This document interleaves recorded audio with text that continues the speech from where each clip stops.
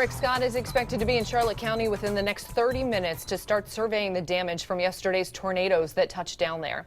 At least 11 families are homeless tonight. More than 50 homes are damaged. 2 tornadoes ripped through that area yesterday afternoon. Now, the silver lining, in all of this, if there is one, is that nobody was seriously hurt. But as you can see, the damage is pretty significant, especially in the Deep Creek area of Punta Gorda and right along Murdoch Circle in Port Charlotte. An EF1 and an EF0 tornado striking those areas respectively.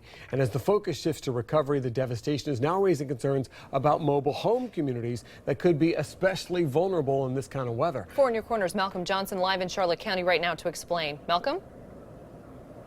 Patrick and Amy, we've been in the Deep Creek neighborhood all day. A lot of the people living here are just now beginning the cleanup efforts. You can find roof shingles like this lying in the grounds and in the streets all throughout the neighborhood here. I'm going to step out of the way so you can see this house right here. This is just one of the many of people who are beginning the cleanup process. You see that tree is knocked down, and just behind it, you can see the lanai is now shattered.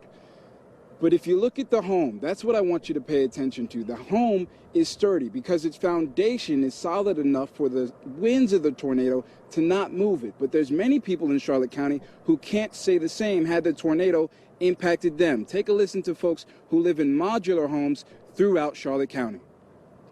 After Wednesday's tornado damaged 20 to 30 homes in Deep Creek, Port Charlotte, the work is just getting started. Right now, it's all about cleaning up and getting people's lives back in order.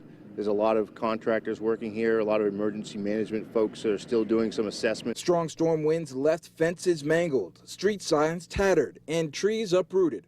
Although these residents might not be sleeping in their own beds tonight, they had the comfort of knowing where to hide when the storm hit. Living in a mobile home, where you're going to take cover to, and the only thing we thought of is a car, get in it and go someplace. For those who enjoy walking, biking, and riding in the mobile home park of Port Charlotte Village, one luxury the park's manager tells me they don't have is shelter. We've been told that the hurricane shelters are not open for tornadoes.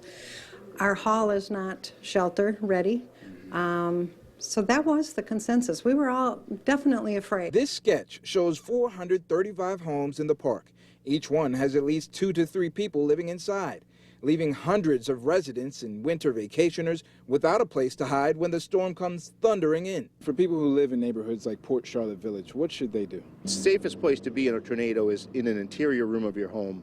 Don't go near windows or doors. Don't go out in the yard and see if you can see the tornado. Shelter in place, get to an interior room, and ride it out. Neighbors tell me they know the basics. Stay away from the windows and go in the closet. But want Governor Rick Scott to keep them in mind as he heads to Port Charlotte to survey the storm's damage. Find us some money to help us build shelters for our residents and for our community. And Governor Rick Scott is expected to show up here within the next 20 to 30 minutes to survey some of the damage here in Deep Creek. He's going to walk all throughout this neighborhood right here, but when it comes to state or federal aid, it's unlikely that that will come into play because the amount of damage that they've had here does not meet the minimum requirements to receive such. Reporting in Deep Creek, Malcolm Johnson, Fox 4 in your corner. All right.